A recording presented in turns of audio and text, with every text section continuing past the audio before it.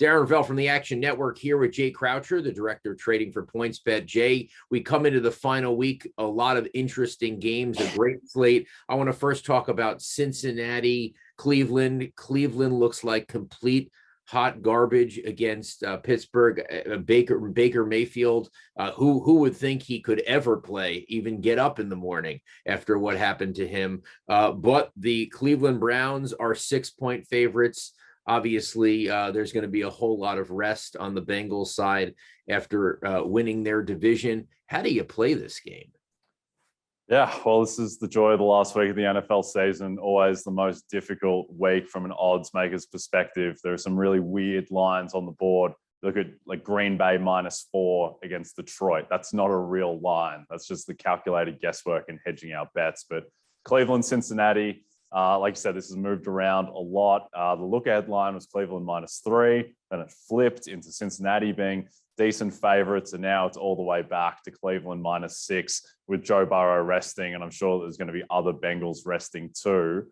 I mean, one aspect of this is Case Keenum right now is a better quarterback than Baker Mayfield based on how Baker has looked the past 2 weeks with the 4 picks against Green Bay and then playing just about the worst game I've ever seen a quarterback play in prime time against the Steelers, getting sacked 9 times. So look, we kind of throw our hands up in the air over this one, but I think that Cleveland, they do have, I guess, some incentive to finish the season strongly.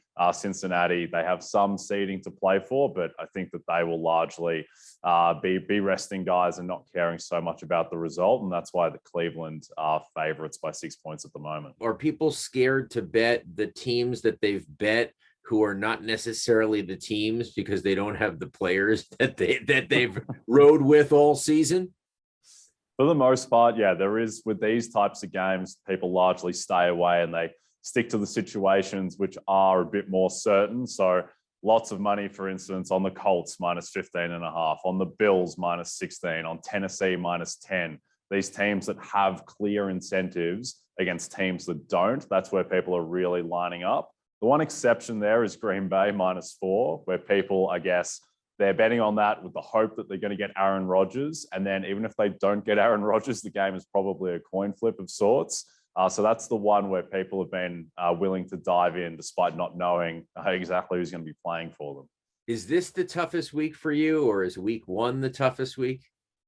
No, this is the toughest week by far, just because even when you know who is starting, you don't know who's finishing the games. You don't know whether teams are going to be playing their quarterbacks for a quarter, a half, the full game. And so really it is calculated guesswork, because at least in week 1, we know that the teams definitely want to win the games. Whereas here, just the lack of motivation or incentive or the uncertainty around it makes it extremely difficult to price. All right, my final question. I'm not asking the usual games question just because this is a different week and I'm really intrigued by this. Do people bet less this week, or do they have their usual kitty of how much they're going to spend, and they'll just drive it more into, as you said, the games where the teams are the teams because the substance of the teams haven't changed? Yeah, so handle typically year on year doesn't drop in the final week of the season. It's just that people are focusing more on the games that do matter most. So, we'll see a heap of handle on Chargers Raiders, on Niners Rams, and then even on something like Indianapolis Jacksonville, which a lot of domino effects will come out of that game. So there will still be the same amount of handle. It's just that it's going to be more, I guess, singularly concentrated on a select amount of games. And we got some teams with win totals. I guess Indy is the one that is, I think that's if they go from 9 to 10, right? That's their big one. They surpassed their win total. New England last week did that. Atlanta, Houston have a shot, but I don't know if we call that motivating. No, although I think that in Atlanta's case, like they probably want to ruin New Orleans' season just with that rivalry, Yes, with their last sure. home game. So that's probably one.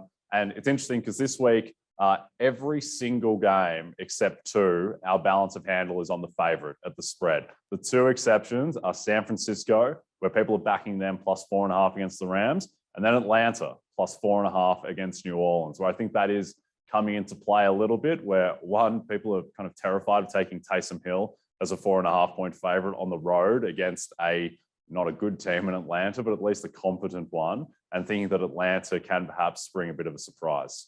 Okay, I promise this is the last one. Based on incentives, players' incentives, or breaking records, is the sack record going to be broken? 23 and a half, TJ Watt on the cusp. Do you get a lot of action on that? Or what you more see is on the props when Adam Schefter, whoever tweets out how close someone is to breaking one of those not likely to be earned bonuses, which could make them $1 million. Do bettors play based on that? The word motivation. This week is either no motivation at all or all motivation. So do you see that play out?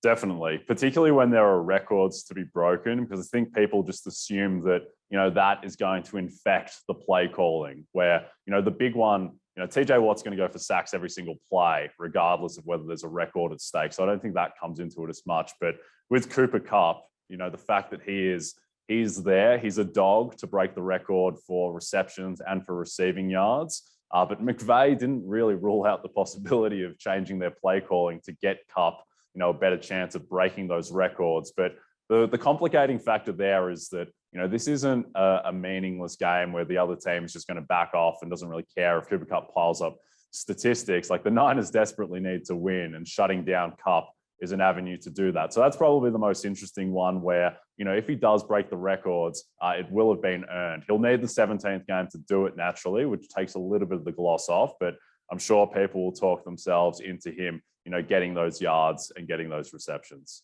Well, Jay, I think everyone now understands just how complicated this week is. They know from the bettor standpoint, but maybe not from the bookmaker's standpoint. Thanks so much for joining us again, taking us behind the book for another week. Thanks, Darren. Always a pleasure. Make sure you check out all of PointsBet's promotions, including this one for Sunday Night Football.